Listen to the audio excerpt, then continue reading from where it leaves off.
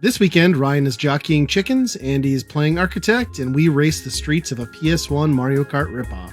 I'm Ryan. I'm Andy. And this is Weekend Rental, episode 202.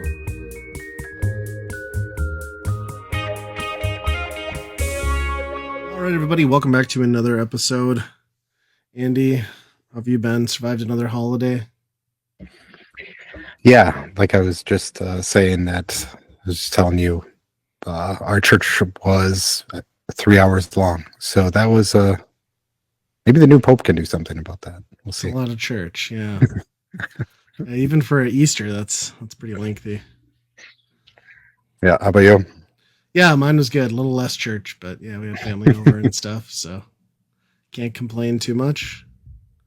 It's warming up out there, so that's good. Yep. But yeah, I'm ready for summer, I think.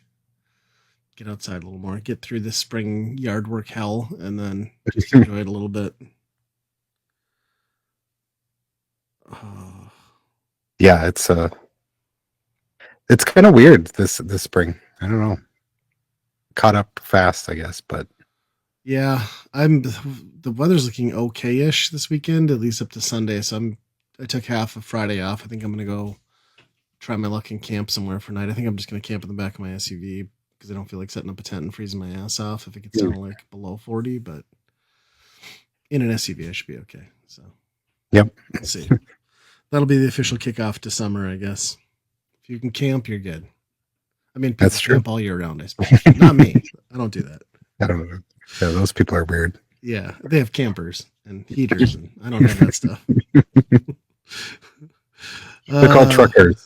Yeah, space truckers. I wanted to kick things off with a movie that I saw that came out right after we recorded last time. I don't know if you've heard of this. It's called a Minecraft movie. It's based on a video game, apparently.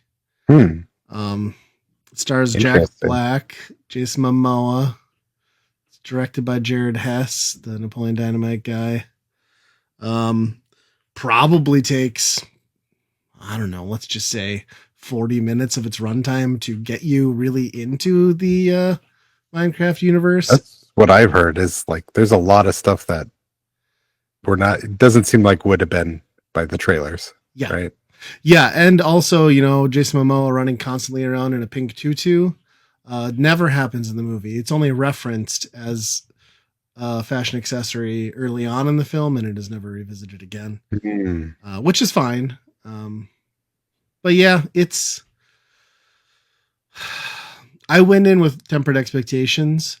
It just crushed none of them, and is an abysmal, vomit-inducing shit show of a film. Like there's nothing redeemable here. I mean, Jack Black says the things like a crafting table, and like that's about as much like into the Minecraft world as this is gonna get. And there's just way too much of a plot built around all these characters with little to no payoff that didn't need to be there. And then Jack Black sings like 6 fucking songs for some reason. My gosh. Like this is half of a Tenacious D album. Like not a joke. That has to be part of his thing now, right? Like you get a film deal and you get a song out of it. I guess after Peaches, yeah, he was really going for it. I guess the Lava Chicken was probably the takeaway. Lava Chicken's the big one here, but I don't know that that's a full song. I mean, that's not even his most famous thing from that film. Yeah, I've heard the chicken jockey or whatever thing. So, what was the chicken jockey experience at your? So we went the week after opening on a Sunday morning, and there were maybe 10 people in that entire theater. So it was nothing happened. Nothing happened at all. Yeah, I don't know.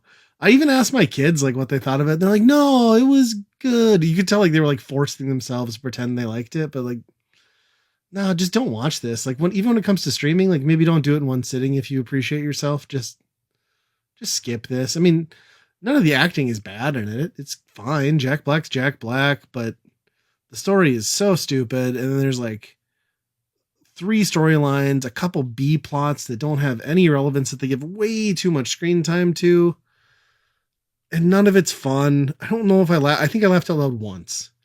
And the best payoff, if you're a Jared Hess person or a Napoleon Dynamite fan, is at the end of the movie, because as if they hadn't wasted enough of your time, they have to do a what happened to everybody else at the end of this movie.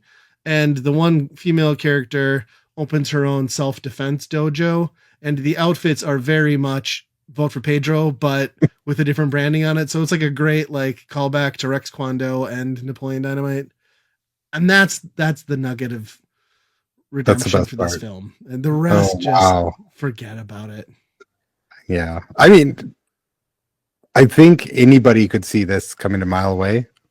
Anyway, I mean, Mhm. it would be a very shocking if anybody came out of here and it was like, wow, this was amazing. Yeah, I think that teaser like concept trailer was like the first sign that this was not going to be good. Yeah. And they just continued to go with that. Yeah.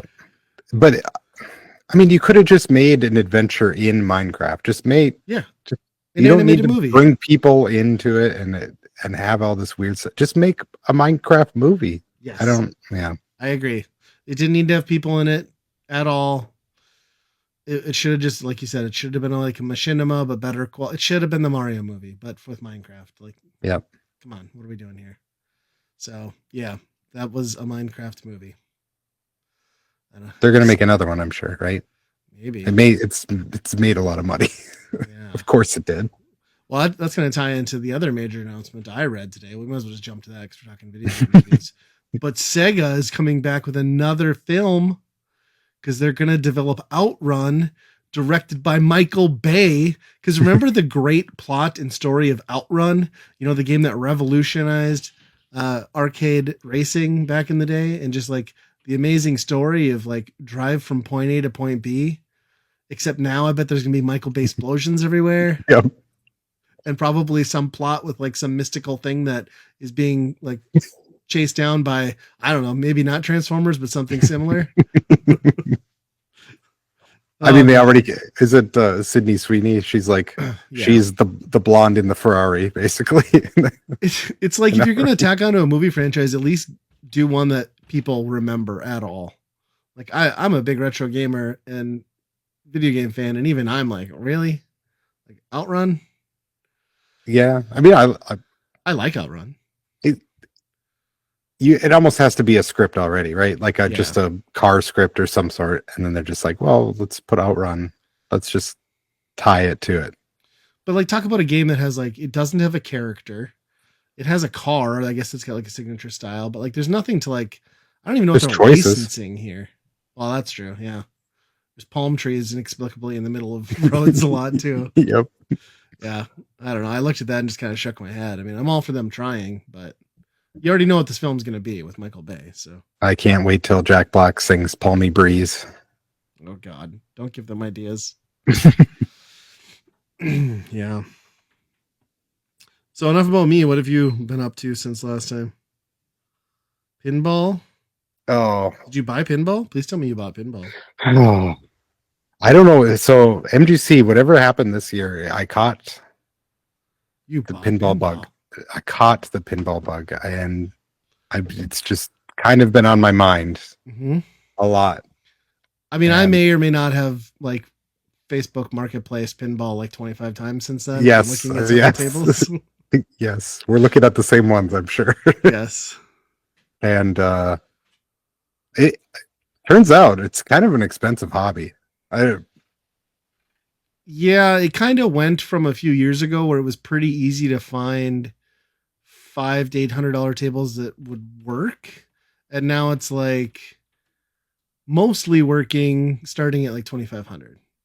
Yeah, and if you want like a somewhat modern one with like Yeah. things to do on the game board, you're looking at 3,000 or 4,000 at least. So Yeah, the best deal I've found so far is that TMNT one that just went up this week for 5,000. I was like, that's probably worth it. yeah, I mean that's the one thing is you're probably not going to get devalued a lot, if you buy it and you own it. Right. But who knows? I think the large market of pinball enthusiasts are getting up there in age. Yeah. But there Where seems to be this growing dedicated fan base of like newer people too that are like really getting in on the new tables. So I think so too. When you see the people that have like 7 of them in their basement, yeah, it's always like a 60-year-old guy yeah, who has a Corvette too. right. So you've just been like eyeing up what's out there and Yeah. keeping tabs. Yeah, Yeah, I don't know. I've been playing a little virtual pinball on Quest a little bit, but it's not sure.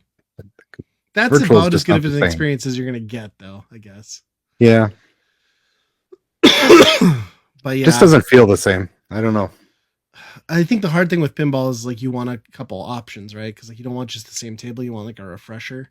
So it's like hard to get like one and like control that addiction. I feel like. Yeah, because then you're just gonna want another one and another one. Yeah.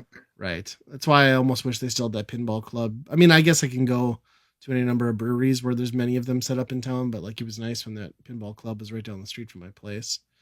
I could go play, except it was all pay to play, which that gets expensive. Yeah. That is weird. Because yeah, we went there that one time and I was like, surprising that you pay for the subscription there, right? And Yeah. then it's also pay to play. It's like what? It must not have worked though, right? Because like if it's Yeah. more lucrative to have those and like put them in a bar and then just collect the cash. So I don't know. Which I guess I get, you know. Yeah. I mean, they're expensive. Yeah. Even at $1 a play, it's got to take forever and the maintenance and stuff on them. So Yeah. One day I will own one. But hmm maybe we can find a deal where you and I can both like bundle some stuff up. yeah, there we go. I want a Godzilla one. That's Very what I expensive. want, but those are very sought after apparently. So That is like one of the most. Well, I mean, the thing with Godzilla is like it is popular enough that they're still manufacturing them, so yeah. you could just shell over the $12,000 and buy one. Yeah, I don't see the value of that one going down anytime soon. I think that's going to Yep. be like a $10,000 table for quite some time. Yeah. And then you got ones where like I saw John Wick already is like $5,000. It's like, wow, Yeah. that's crazy. I think they missed the mark on that. Like I don't think it's like as big in the zeitgeist as they thought it would stay, and then I don't think it's a particularly fun table. Like No, I there's didn't think so either. crazy about it other than the aesthetic. So Yeah. but that kind of happens. I still like just keep thinking about that Evil Dead pinball and how great that is, but I'm like, there's no fucking like, and again, like it's just like knowing the maintenance that would have to go into that, and that is not a table I can ever like realistically own. It would just crush your soul. Like every time something broke, you know what I mean? Yeah.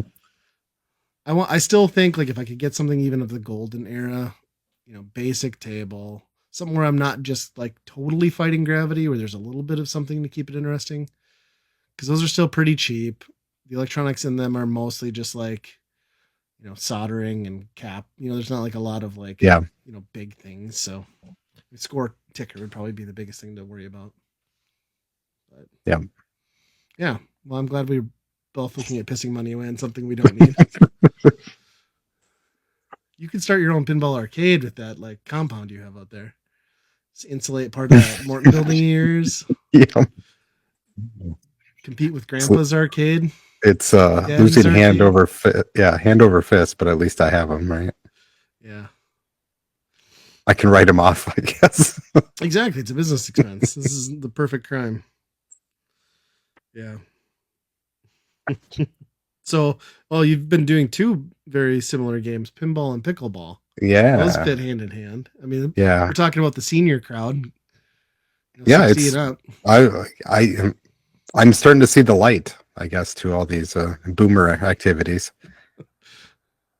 But yeah, we just got a small net and some paddles, and we've just been playing a little bit here and there. But Yeah. it's fun. Get the It's kids involved. yeah, it's a. I think it's also why it's probably very popular with older people. It's a somewhat slower and a good equalizer Sure. across different skill levels of kids and stuff like that. Because it's basically just a big ass paddle. But you just have to hit a slow moving ball. Yeah. And the court size is a little smaller. Playfield, like it's not full size tennis court, square sized, right? Yeah, I think what did we look at? Up 20 by 40, I think. Yeah, But so it's similar-ish. our net is only 10 feet wide anyway. So Oh yeah, it's just a small one anyway, but fun to do.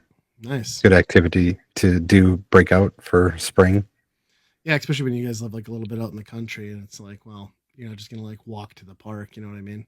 Right. It's pretty cool. Yeah. So are you like looking at joining leagues now? Are you taking it very No, seriously? You're buying like the $90 rackets at like Shields and no. It's funny though that you can look at the rackets and they have like people and their name and everything like there's like well, and like I don't know if you've done this, but like I've been to like Target and Shields and like I've held the $20 paddle and I've held the $90 paddle and objectively I can't tell a difference. yeah, Like I don't know what people are paying for. yeah, It's not like a tennis racket where like, the composite and the strings and the way that they're arranged make a difference. Like it's just a fucking hollow plastic paddle pretty much. right. And I mean, just hit it harder if if Right. it doesn't pop as hard, just hit it harder. It's Right. not that big of a deal when in pickleball. But That's yeah, we don't funny. even have any around us, I think. They were trying to build one near at the park in town by us. But then the neighbors were like, no, we're not, we don't want that. Because I'm With the sure if gray you live hairs next to piling up. that, if you live next to that and all you hear was ta-tonk, ta-tonk, Yeah, ta-tonk, that's true. it'd be so annoying. I mean, it could be worse, like gunshots and crackheads, but just in perspective, I see what they're saying though. But I mean, it is like there. You can totally just it was born off the tennis court, right? Like you can Yeah, you totally can just do play it it on there the too. tennis Yeah, court, yeah. Because the net and everything is the same height, is it not? I think In so. theory, I don't know. I don't know. Hmm. Interesting.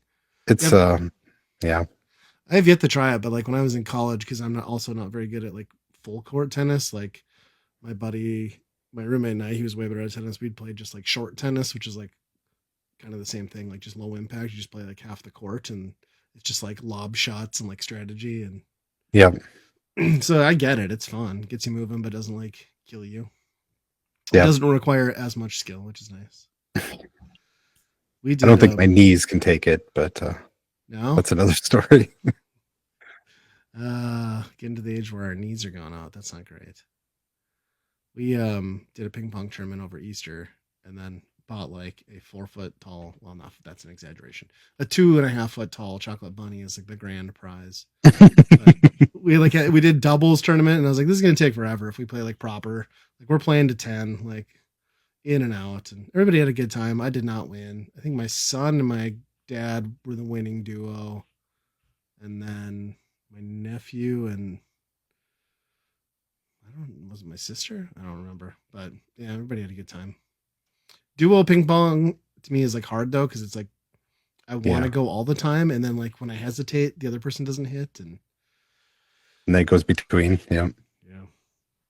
yeah. But yeah, we've I been think talking about pickleball too, like because we live right next to some courts, so I should get the family to go do it one day. yeah, uh, Well, it's probably a good connection to find a pinball game too. If right. you Yes. chat up the locals at the You're pickleball court. old. Do you also like pinball? I see you have a fancy car out there. What does your basement look like? Uh, Uh, well, should we talk? Should we get into kind of like the Switch stuff that's happened? There's been some things. yeah. So the first thing I guess we can touch on is that Mario Kart Direct and how that was essentially nothing. That was like 15 minutes of tell me what Mario Kart is that I already knew, except I can grind on rails, but that was already in the preview too. So, yeah, I don't know. It did nothing that they spoke about justified in my mind why that was an $80 game. Them saying that camera could recognize four faces and have everybody on the screen, a la Mario Kart Grand Prix in the arcades or whatever it's called, is neat. But also, I don't want that as it just takes up more screen real estate. Yeah. Um, and my favorite highlight, which was in the other direct too, with Switch 2 announcement, but have you caught the homage to Stunt Race FX in that? Where Oh you no. can drive into the back of a semi and then you control the semi, just like Oh, you do in the that's what bonus that is. stages. Yeah. So I was Oh, like, it's yeah. stunt race right there. That's great. And maybe it's not. Maybe it wasn't intentional, but that's very stunt race to me. Yep. Huh. I mean, did you see anything out of that even justified them making that a direct? No, I don't. I mean, I got the gist of all that when they were talking about it on the regular thing. Yeah. Yeah. If anything, it was like the things that they needed to talk about kind of unsold me. Like the things like driving between Yeah. races and stuff. I And mean, it's I like, can't put down my controller and have a drink of soda or go take a piss. Yeah, this sounds great, Nintendo. yeah, like there's a way to make that exciting, but I don't think they sold me on that part. Or even like the open world stuff was like, I don't know. Yeah, mini challenges. I don't know. That's a ooh, you can jump off a cliff into the water. Like, why was that a highlight? Like, if that's the highlight of your game, you fucked up. What if you drive off a cliff? You can do it. Yeah, okay. Every game lets me do that, including other Mario Kart games. I just Yeah. land somewhere on a track. I don't know. It looks like a beautiful game. Like watching it made me want to like play like a really high fidelity Mario Kart. It just doesn't make me want to necessarily hand over all my money to play it right away. Which then we might as well get into kind of what we were complaining about last time. Um, I'm not even going to say things have settled down and been figured out with our current administration, because that's completely untrue, and it will be something totally different by the time anyone even listens to this in 4 days. But anyway, turns out they think they know what's happening with tariffs right now. So I guess they're like, well, we'll go ahead and open up pre-orders for the US and Canada. So that's on the 24th, 2 days from now when we record. Price did not change, however. All accessories went up $5 universally, which I know it's only a $5 increase, but seeing 95 on a pair of Joy-Con versus 89 really hits different. Once you're at almost $100 mark on that stuff, and then you look at, it's kind of shocking that I haven't been keeping tabs on the Canadian dollar compared to the US dollar. Yeah, it's not. And then you look at that great. and you're like, that's some rough stuff to look at. But it's all comparative, I guess. But when you're still saying the word dollar, it's like, ow.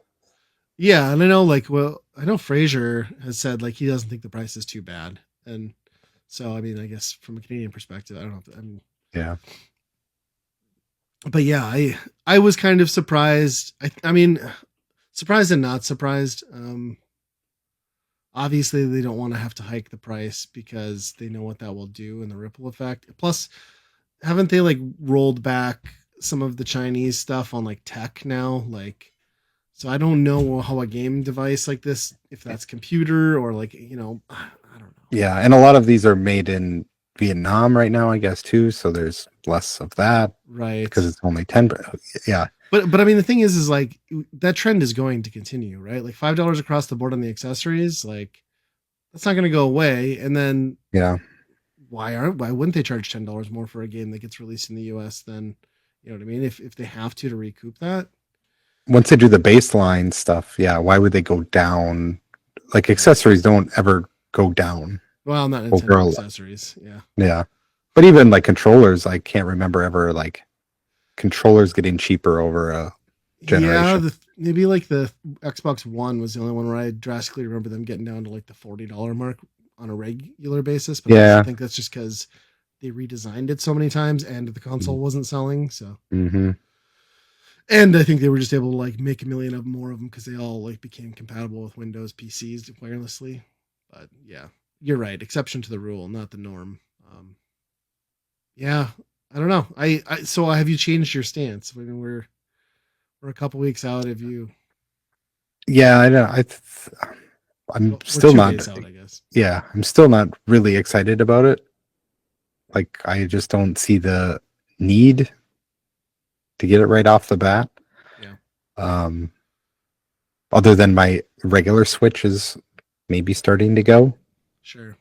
The fan on it is about ready to take off, and the Joy-Cons are just all a bunch of garbage. But maybe when that happens, I can't imagine. They seemed like the news leading up to this is that they've been making a lot of these already, Yeah. that it wasn't going to be a very scarce launch anyway. So I'm not all that too scared about that either. Yeah, I think I've made the decision that I'm firmly not in the pre-order camp. That doesn't mean that if I'm in a store over the summer and there's one there and I Yeah. get a hair at my butt, I wouldn't buy it. But this almost feels like a comfortably wait till the holidays and then maybe call it a family gift sort of thing. Yep. Or even longer, depending on what the lineup is. Yeah. And I'd be fine grabbing Metroid Prime 4 just for the Switch and playing it. I mean, and I could always upgrade it, the 3 ways to buy your games. Old games, new games, old new games. At this point, Nintendo has trained us that graphics are not important on a Nintendo game. So, like, right. But but they haven't taught us yet what mouse pointer controls are. Do I need that now? It could be.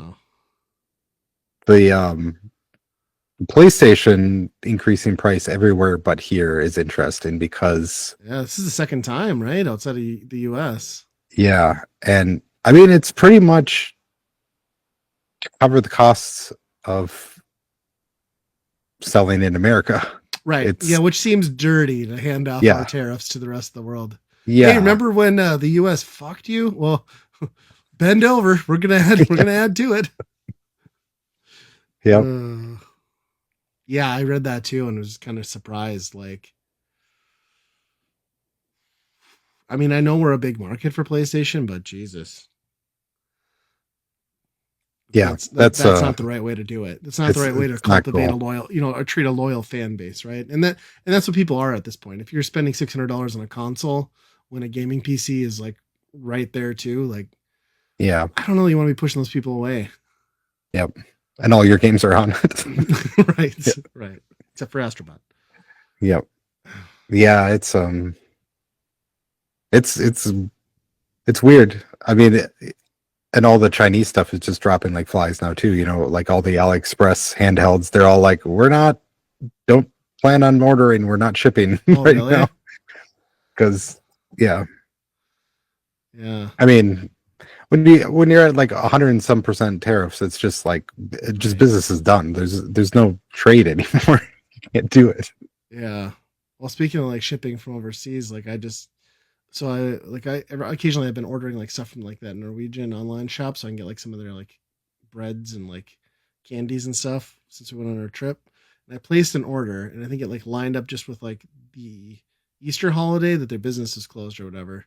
It's like it didn't ship until this week, but typically when I've ordered from them before, like you get it, they give you a shipping notice and that shit's on your door in like 2 days, right? Wow. And I wanted to order it before it got too hot because obviously you can't order like perishables or chocolate. It'll just come like melted, right? So I placed this order before summer really hit, but I got a notification today that shit is not coming. It's shipped and it's with DHL. It is not getting here until the 30th. And I ordered 2 packages of mayo. And I don't know a lot about mayo, but I'm pretty sure you can't not refrigerate it and ship it across the world for 7 days. I don't think that's going to be edible by the time it reaches me.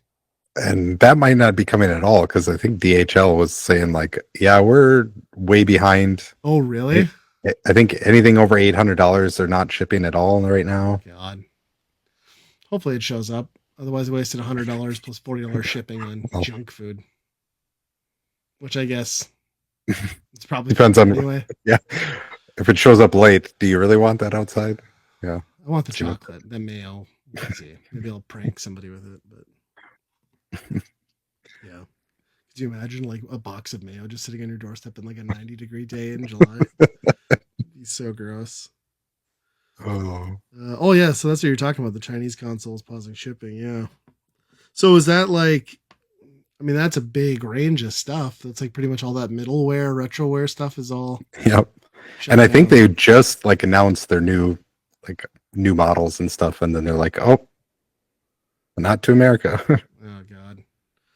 Yeah, that's unbelievable. They'll find a route though, right? Like they'll backdoor it through somebody else who will get it in here. Like, I mean, something's gonna have to happen anyway. Like these tariffs just aren't gonna work. Like, It's gonna work. Come on, have faith. It has to get worse before it gets better again. Trust him. How much is your 401k down? I looked at mine today. I looked at mine today, and that was a mistake. No. Every time I look at that, I get pissed. Yeah, I don't get it. I mean,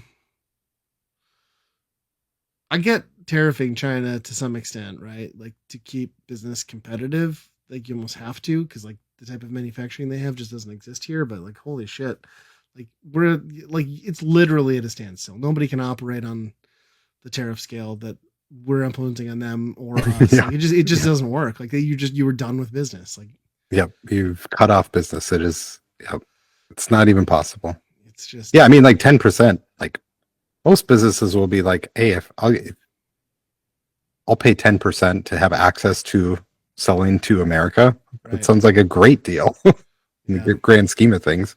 It's not as good as what I was having, but it's still a good deal. Yeah, the 10% tariff is going to be like the new you cover the credit card costs at restaurants. Yep. Like it'll be everywhere and we're going to bitch about it every time, but like we're still going to be stuck paying it. Yep. Yeah. Would you like to tip on your tariff? Well, yes, please. Did you see the latest thing where they're going to start picking up the collection of like student loan debt and they want to strip money away from people's tax returns, garnish their social security and their wages. It's just like, so you're going to cripple them in that way and then also make sure they pay like 100% more for goods as inflation rises. Like nice 1-2 punch. Like From going from not having to pay them for how long now, yeah. right? I mean, I'm all for people repaying what they owe, but jeepers. It's pretty funny. And sad. But anyway, is there anything? Let me see if we have a positive topic we can spin into. Sea of Thieves. I'll talk about that quick. I got to think of a segment for my new episode, Sea of Thieves talk. Like pirates, nobody gives a shit. Ryan's Corner. I don't know. But, by the way, yeah. Did you see that At Games has a virtual pinball of Sea of Thieves? Yes, but it's only on the 4K. Oh, okay. I do not have that. Yeah, that's sad. Saw you. I saw that. I'm like that. I still have not touched everyone made for Ryan. My HD Legends one after like the internet issues have just continued to plague me. Like it's like disappointed me so greatly that it just sits there not touched. Yeah. And I don't know if I can fix it, but we'll see. Yeah, so I played a couple more good rounds of Sea of Thieves. You and I jumped in one with Nate. I don't know that he really liked it. He seemed like he was getting some of it, but then just kept asking, like, are we winning? And then he was just like, oh, I got to go. I was like, okay. Which I think that if that's your first session in Sea of Thieves, I think that's probably how you feel with maybe like the first 10 sessions. So, yeah. Can't blame him. Definitely. I did hop on with my buddy, Tom, and then actually Fraser jumped in on one session last weekend, like on Friday. And we had just like a killer night, like 3-man brig, just like crushing stuff. Like everybody worked in unison. Like we took down some ships. Like towards the end, we were just like, any ship we come across, fuck them. And we were just like nuking everybody. And then Tom would be like, but they have white sails. They're new players. We don't want to scare off new players. I was like, nope, this is how you learn. And then we would just like blow them up. So that was really cool. And then I jumped back on Sunday night for a session, like just a duo one, me and Tom. And like, same thing. Like, I'm kind of hitting like, I mean, I just got owned tonight, so I shouldn't brag too much, but like, I'm getting to the point where like, I'm somewhat competent in the game. Like we had a brig with a full 3-man crew come up to us when we were at a full stop dicking around on an island. They made the first move. We hopped back on, fought him tooth and nail, like just wiped him out. Like just owned this crew. And then I couldn't hear him, but like Tom was saying, like the guys in the chat were like, whoa, this guy's really good. And I was like, nope, I'm mediocre and kind of drunk. I'm like, but yeah, I just like, I don't know. It's starting to feel good. Like I feel like confident in the game now to an extent, getting into PvP conflicts. And I feel like that's where I got like a lot of anxiety with the game before. So it's like cool to kind of get to the point where like I have a somewhat okay chance of maybe coming out of this. You know what I mean? Like Yep. it's not just the conclusion that like, oh, I'm fucked, which was like pretty much every encounter up until now. So yeah. So it's been a good learning and turning point. I'm still horribly inept at PvP, but I can win some now. Yeah. I, I'm still on the other side of that. It's Yeah. like, oh, let's go around the island. I mean, I've got how many hundreds of hours in there now. But yeah, we'll have to. You and I will have to get back in another 3-man session at some Yeah. point, and we can link up with the R3 guys again too. Yeah. But Yeah. yeah, still loving that game. Like I don't know, it's become my thing now. So It's fun. yeah, it's something. Do you think how long do you think it'll go? I think with the They'll surge support it for really long. yeah, with the surge they got from PS5, it just launched on BattleNet, which I don't understand, but okay. I think they'll port it to Switch too, and I think that will be another big fan base that comes in. So I bet we'll see support on this thing for at least 2 more years. And then maybe they'll talk about a sequel ish or what I was talking about with Tom, what they need to do really is just like do the whole brand new engine like Epic had to do with Fortnite, like just overhaul the guts, Yeah. everything, upgrade it, make it so you can change it up. Because it's still got some problems. It's got, you know, some limitations too because it's so old. But I think it's got a couple years left in it. It would be really cool if the world was you were persistent in it. Mm-hmm. You know, where you could make your own bases and you know stuff like that too. You know. Yeah, that's my biggest challenge with the game is like just the whole gotta load in, you gotta have a bear ship, you gotta get the resources. So it's like if there was something they could do to like fast track you as like a pirate legend player to where you could just hop in and set sail without having to deal with that. Yep. Because you really are limited then on what you can do. Because like you got to play almost an hour to get enough supplies to do like a fort ship, you know, like or a skelly ship or ghost ship raid, and Yeah, and I think that part is especially hard because you know you work hard for a while and you make a lot of money and get the different stuff and then yeah it's back to square one the next time and it's like well what empire am I building here? right. You know you don't really feel like you're gaining anything in the pirate world. Yeah, it does have that end game issue of like you're still just grinding away for same trench coat, different color palette, like is. Mm-hmm. But even if you said like well you were full of cannonballs right away yes. you know or something like that. Yeah, there should be an option that you unlock, and I do think that was originally intended in the initial outline of the game, but obviously been scrapped. But it's just such a good multiplayer experience where there's always like, you know, some great unique, you know, event that you experience together that makes it all kind of worth it. I mean, not every night, but some nights are great. Yep. So I'm going to keep talking about it because I'm too lazy to find another game. So. Are we on to staff picks or Oblivion? What is Oblivion? Like the Elder Scrolls? Yeah. Did you catch that today? No. They announced that they're remaking it. Okay.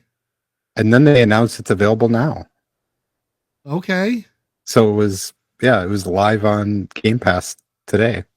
Like a complete, like pretty nice looking version of Oblivion. Huh. Was that not playable in some form already? Because what was Oblivion on? Was that 360 or was that original? No, yeah, it was 360. Yeah, right? it was kind of near the launch of 360, right? Okay. Early 360. And have you tried this out now? I haven't yet. And that's like my one hole. I like never really played that one. So you did like Morrowind and then you skipped over Oblivion? Yeah, and then I did Skyrim and yeah. Yeah, that was gonna be my question is like, do people need Oblivion when there's still Skyrim? And there is supposed to be a sequel to Skyrim coming up. Is there not? I mean they allegedly announced they announced Elder Scrolls 6 in 2018, I think it So was. any day now, any day. If anything, surprise dropping upgraded Oblivion just means that they're not anywhere close yet, right? Right. And then We won't give you time to get pissed off about this being here now. Yay. considering how Starfield did, they're probably like, what's do we go back to the drawing board? What are we doing with Elder Scrolls again? Which is funny. I bought one of those fanatical mystery bundles, Yeah. and they always advertise, "Oh, you could win a a really expensive game, like a brand new game, right?" Sure. You know, and I've never won. It's always like a $5 game at most, or something like maybe 10. And I'm going through the thing, revealing the codes, and all of a sudden Starfield pops up. I'm like, what? No way. The one game that I win is like Starfield. Come on. I mean, it's a major award. Fragile. That's funny. I always look at those, but I just never pull the trigger because, like, I still have a Humble bundle somewhere with a bunch of our Resident Evil codes that I've been too lazy to just redeem on Steam. Yeah. So I'm like, I hope these last forever because I haven't done it yet. Yeah, they're fun. This last one, the very first one that I revealed was Overcooked, which was pretty funny. Inducing. Yeah. I had to show Amanda that immediately. She was pretty excited about that, and I was not. But yeah, they're fun. You get some decent stuff out of them. Yeah, I mean, I play like 10% of them, but yeah. Did you look at that game that I sent you? Sounds like that one that looks like yours, Repo. Oh yes, I've heard of this, and the people that I play, my nieces and nephews I play Lethal with. Yeah, we've talked about trying it sometime. It looks like a slightly more polished but very similar game to that. Yeah. I was watching a Let's Play of it, and there was an object you could get that would like make your voice all distorted.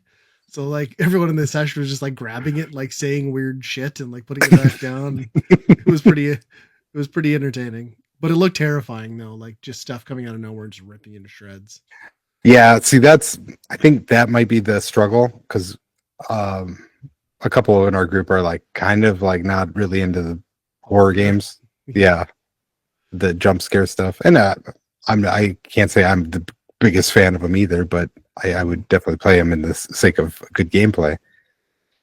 But yeah, that might be there's stuff like that in Lethal Company too, though. So yeah, I think you guys should check it out. It looked pretty neat. I mean, I don't know what the price is if you get a good deal, but it's $10. So. That's probably worth it. Yeah. If you're bored with Lethal Company, you need like a slightly different flavor, I guess. Yeah. I think we've been doing it less and less just because less people have been available. I don't know. Yeah. And then half the time they're playing Age of Mythology, and I really like the game. I just can't devote myself to like getting up to speed on that again. Yeah, that's totally understandable. I get that.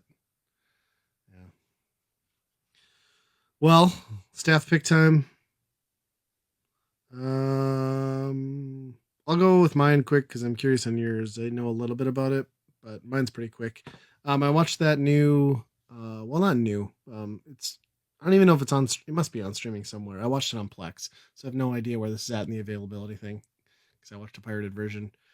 But Love Hurts. It's that actor who's like back, the guy who's in like the Asian kid from the Goonies and everything, who's like been on like his resurgence. Oh yeah. And he basically like it's I don't know, it's like a choreographed kung fu type movie where the premise is like hitman double crossed his family, wanting to start a real life, so he like goes out. So he's like now this like really accomplished like real estate agent, and then like his old world is like coming back in. So it's kind of like these funny situations where like it'll be an office dinner party and like he's fighting with like a assassin who like specializes in like throwing blades in his office, and like they're murdering each other slowly while this is all like going on.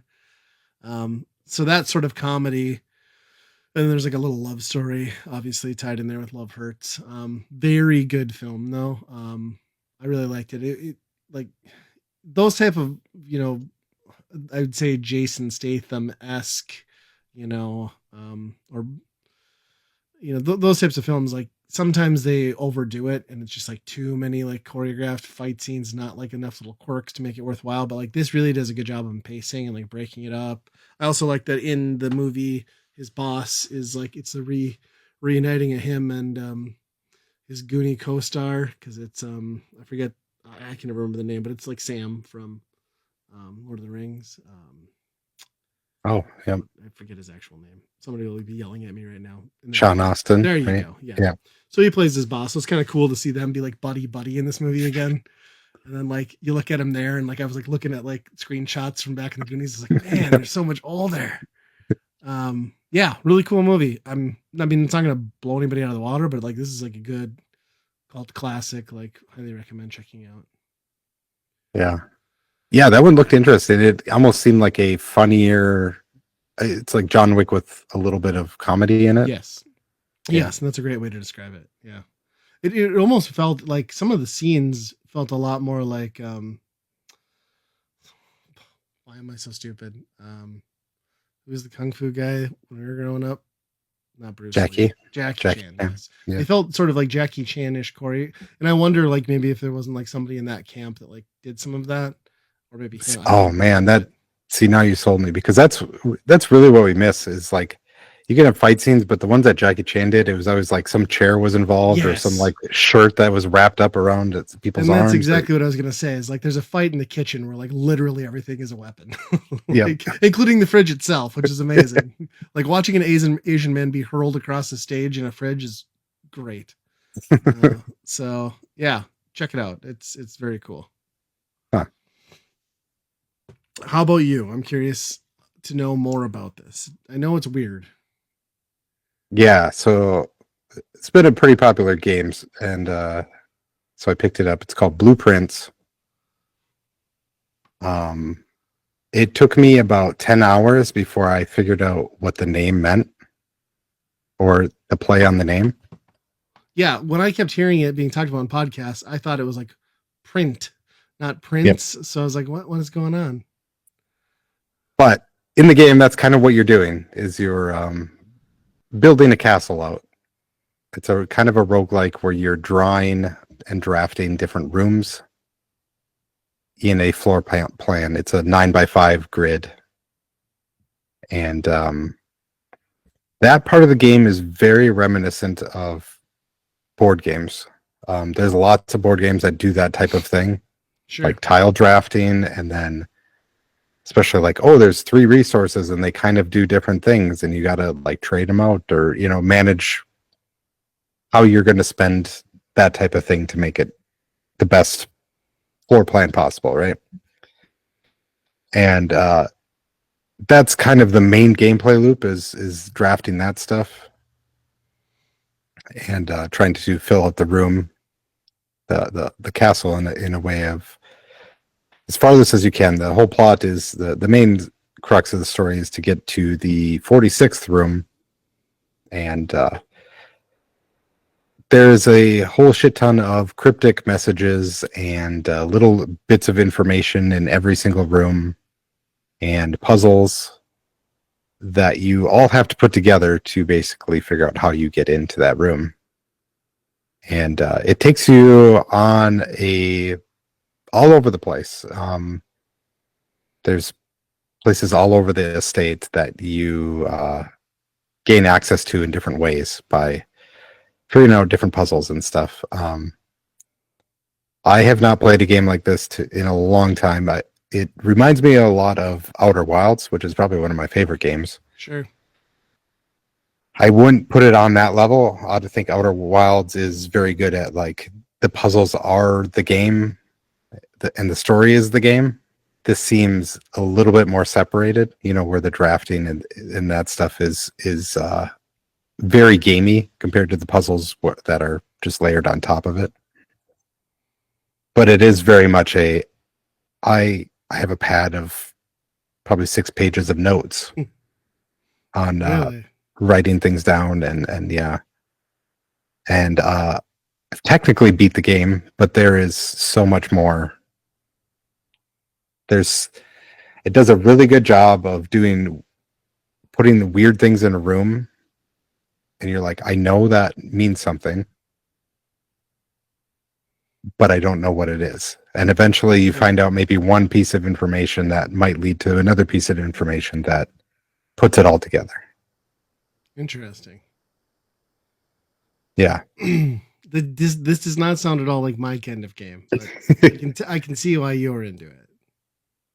Yeah. What is the like? Is it first person as you navigate through the game, or like what? Okay, it is. Yep.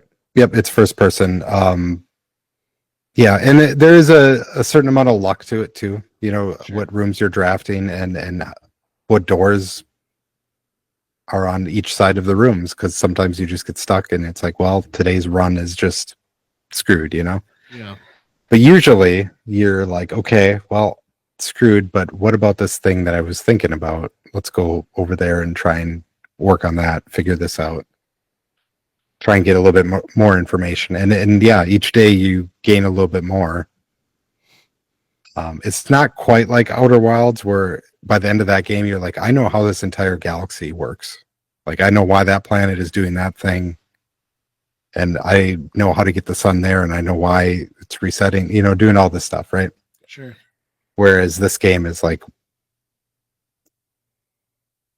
I don't know. It's not even close to that level. It's just too separated that I really like the puzzle part of it, and I really like the drafting side of it, because it very much is a board game in that side.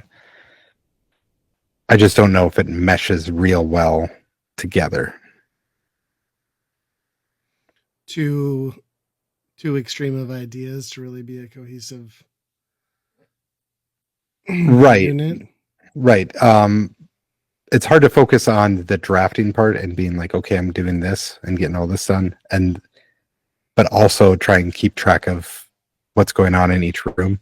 Sure. Along the way. Usually it's pretty obvious. There'll be little notes or little pictures or something that, you know, you're getting different information, but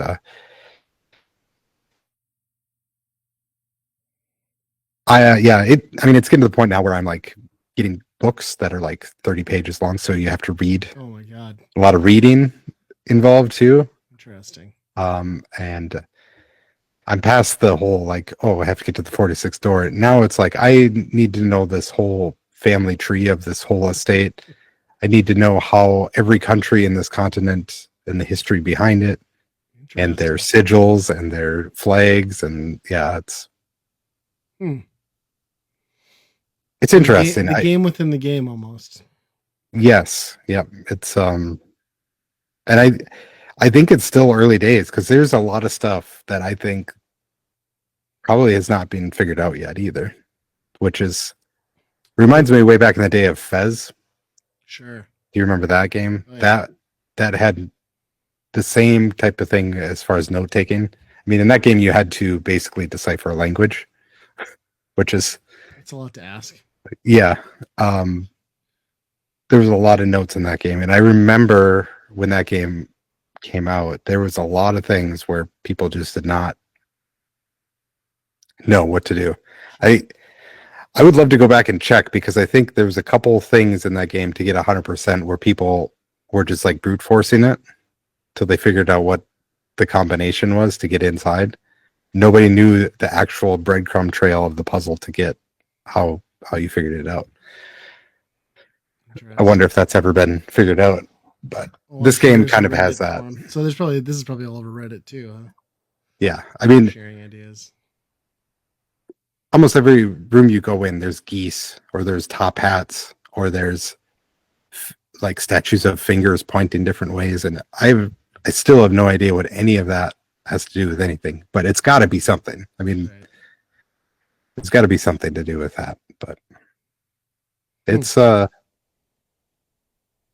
up there for one of my favorite puzzle games. I think it's just two very good concepts kind of butted up to each other more than it is a total game. Yeah, I mean, I've heard several podcasts and people talking about it. I don't know. It must be on Game Pass. Is that? Yeah, that's what I'm playing it on. Yeah. Yeah. Well, I look forward to never checking that out, but it does sound really cool. I just know that I wouldn't enjoy it. The hard part now is that I don't know what I'm going for, Sure. at this point, and that I have so many like permanent um, things that help you the next days that every run now goes so I can go pretty much the entire way, and so it takes a really long time. And then sometimes it's like, oh, I built the entire thing. I don't know if I gained any information this time. So now I'm spending a lot of time and not really gaining anything. So I'm really kind of losing track. And it's not going to be too long where it's just like, okay, what's the deal with this? I'm going to look it up. And yeah, I'm just going to look it up and I can see find that. it. But what's That the sounds deal like a with the wild geese? game. There's probably like a whole Reddit just on the geese and the deep meaning. Well, I guess we're probably at the weekend rental time, huh? Yeah. And weekend rental, for anyone who's not familiar, it's a game we play for a given system. This time out, it's the PlayStation original, PS1. And we play the game and we give our opinions as to whether we would personally buy, rent, or burn that game. Burn meaning light it on fire. We went with an interesting one, a little known one, a game called Street Racer, published by Ubisoft. In doing some research after playing this, it turns out that this game started out its life as a Super Nintendo and Mega Drive game, where it is very much just in the vein of Mario Kart. And then there also happens to be a soccer mode that is omitted from this version. Now, this game got ported to all sorts of systems, Game Boy even. But it makes me wonder if that original version didn't inspire some of what we know as Rocket League today. It seems highly unlikely given how shitty this game is, not to give anything away. But this PlayStation version is basically like, it is still just, it's on the PlayStation hardware, so it's obviously evolved from the other generations it came out on, but it is still just, it's still just trying to be Mario Kart. I mean, it's still just scaled sprites on everything. But it plays more like Atari carts, and it looks more like Atari carts with polygons. And if you've played Atari carts, you know that's not a good thing. Everything is generic about this too, by the way. Every character is like Frank, like he's a take on Frankenstein. There's like the sumo guy. Like there's Biff. There's Biff, the hot chick. It's just like there's zero personality. It's just stereotypes and like generic butt rock. Sometimes like even just like open Classical. source like music. Yeah, like not copyrighted anymore. It's public domain, so we're going to use it. And then all the tracks are kind of just derivative snot. And the control scheme on this thing. Yeah, so it's weird. basically like a mashup of Mario Kart and Road Rash. So you've got like the punch directionally buttons as your bumpers left and right. There's a dedicated boost button. There's an attack button, which there's a jump button on when you press up. Or there's a button for it too. Oh, is there? Okay. Yeah. Which did you ever play as Frank? Yeah, he flies around. He flies instead of jumping, which is like super disruptive. Yep. Yeah, this the one interesting part about this is it really lets you control the view of the game to the point where you can kind of race top down a little bit. Is it even the same game engine? I think it's a completely different game. Oh, well, even in the regular, the regular, you can pull back, and it's not like completely top down, but it's pretty far back and up here, and it really, in some ways, in some tracks, it makes it super easy to win that way, because you still have the same controls, like your normal controls, but you're able to see the track much earlier and better. But I didn't even know about that in the main mode. Yeah, and then like you said, there's a micro mode it's just RC Pro-Am in the same I don't know if they're using the same engine. The It maps looks are the like it's the same, same. but like some of the Yeah, gameplay elements are gone. Like the jumping's gone. Like you get your yeah, turbo. It is really weird. Yeah, it's like from the start you choose micro or macro, and you're like, what is the difference? But yeah, it basically is like RC Pro Am or like sprint or like turbo off road. yep. It very much has that vibe, especially because you're like collecting nitros all the time. Um, Exactly what you want on your PS1. yeah, yeah, it felt dated when this was released. I'm sure it's not. When I first started playing it, I was like, okay, I could see this being one of those games that you'd be pissed off if you owned as a kid, but then like you would find your rhythm and there'd be like some redemption arc, and then the more you play it, you realize like, no, this is just getting more unplayable and unpleasant. And Yeah. like by the time I hit the sixth course in the first Grand Prix, I was like, I despise what I'm doing here. And then like so let's talk about AI. So people talk a lot about how like Mm. Mario 64 is bullshit and there's rubber banding. So what this game does instead of doing rubber banding is there's always someone in first place. And guess what? It's never you. It will never be you. You will always finish second or eighth, and that's your lot in life. Yep. You And can it's consistently get to second place, but yeah, 100%. first place is yeah. It doesn't matter what position you're in. As soon as you hit that checkered flag, that son of a bitch comes out of nowhere to slingshot past you at like the last second. Yep. And you just have to accept it. And then the point scheme too is like so stupid because it's like placement, but then it's also those dumb stars that you collect on the field. But if you're not in first, you can't possibly collect all the stars because they despawn on every lap. So like it's just like a double whammy where the computer just completely douches you. Yeah.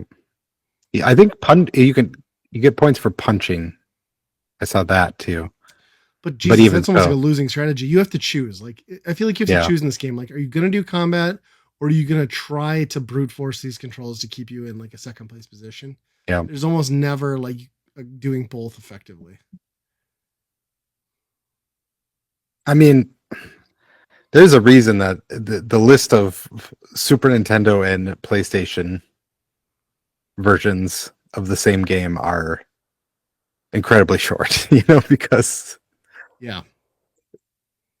it was already dated. I mean, I played the Super Nintendo one like you did for a little while too, and that's just doing Mario Kart. And Mario Kart was pretty early on too. That Right. was not a powerhouse on the Super Nintendo as Mm-hmm. far as graphics. And it does a decent job on Super Nintendo, but yeah, on PlayStation, Yeah. when you put in the context of a PlayStation 1, it's like this had to be disappointing as a child. Well, and the PlayStation version suffers so bad too because of like the collision detection, like grinds you to a halt. And all they really did with the PlayStation version was like add big polygons as like walls. So it Hmm. really just like it makes the game totally worse. Like it is not an improvement, even if it's a visual enhancement. I use enhancement lightly here. Yeah. Um, yeah, this thing's just a turd. Like from the time you boot it up, like that intro animation, that was awful. Like a rabbit like walking onto the road, and then let's talk about like the bombs you pick up. So like if you're naive enough to think that you're on a track and you're picking up a power up of dynamite, no, it's just a stick of dynamite that then puts a timer on your car and lets you know like how many seconds you have until you just inevitably blow up, and there's nothing you can do about it, which is a great feature in a game. Well, so if you keep picking up more dynamite, it resets the thing back to 20. So all of a sudden, your race turns into I have to hit every dynamite. But at the end of the day, the getting hit by the dynamite is pretty minimal as far as like Oh, how much right. damage you're taking anyway. So because I mean, this game is all just everything seems so loose on it. Like all the AI and everybody, including me too, they're just hitting every like patch of grass to cut through Yes. any shortcuts. It's the Oh roads yeah. are a suggestion on this game. Right. And all the tracks are so narrow. And everything's like 10 fucking laps. Like it's like why? I mean, they do take Why? only 15 seconds or something like that, but yeah, Yeah. it does get very repetitive pretty quickly.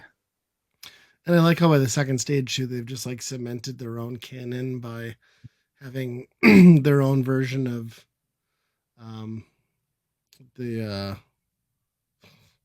I'm gonna sound like a complete moron today. I can't think of anything. South Dakota, Mount Rushmore. Like they just have their own Mount No shit. Rushmore with their own like made up characters. Second, like you guys couldn't have done anything else. Like that had to be it. Like what are we doing? And it's not even the right kind of rock. It's like fucking It was Red mud. Rock, wasn't it? Yeah, Yeah. it's like it's stupid. Yeah. I really tried to give this the benefit of the doubt and find something to like about it. But the more I played it, the more I realized like there was just no redemption arc Hmm. as far as I could see. The Rumble is terrible. Like the Rumble mode. Ugh. Oh, I didn't even do that. That's just like it's almost like a demo derby, but you're like pushing people out. You have to break the fences and then push them outside the fence. It's just a giant circle and you're just going around in circles. Imagine that with sprites. It's just not. Well, and in a game where like turning is more of like just something that happens on occasion instead of like a game you control. Yeah. I wonder I why mean, they even kept that, but like or included that, but not the soccer mode. That's yeah, interesting. which is the soccer one was pretty good. The only thing it suffered from was it did not give you a lot of good field of view Right, very of flat. where things were, and like things would spawn out. Like if you're too far away from something, it just didn't show up. So I think they really could have kept the soccer thing in there and just had it been more powerful and more visible, and that would have been a decent game. But Yeah. Yeah, I think you're probably right. I think there's a lot of things in this game where if they'd have just done some tweaks, this could have been an okay. Like this could have been a mediocre game instead of just a shit game. But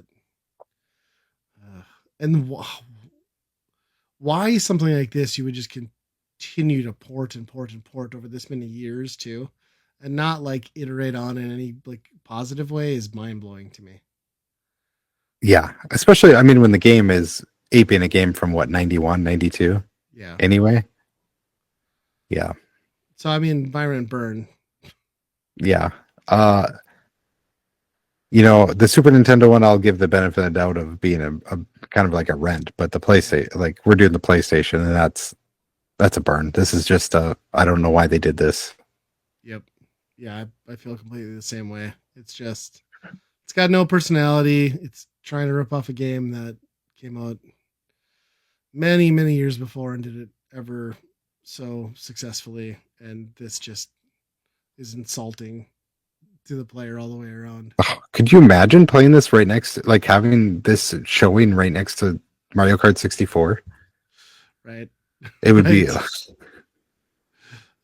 Yeah, and for a console that launched with like Ridge Racer and like how great that game is, like in yeah, comparison. And that was even rough, but yeah. Crash Team Racing. I mean, there's good racing games on PlayStation, and Yeah. Even in 1996, this was in rough state. yeah, Yeah. Well, I guess that's another episode. it is. This will be the sequel to Outrun, Street Racer, Michael Bay. Michael Bay Explosion. Yeah, they're gonna have all the original characters, the famous ones that are up on Mount Rushmore there. So Yeah, and it's already got the dynamite, so that works well with his shtick. Well, you can reach us at weekendrentalpodcast@gmail.com. We're also on Blue Sky, and make sure you check out the Geekade Patreon because we also do a movie only version that we talk about a certain movie. This week, The Benchwarmers, Yes. that classic. That'll drop at the beginning of the month. Yep. So look out for that on the Geekade Patreon. But until next time, be kind, rewind. Bananas. Blueprints.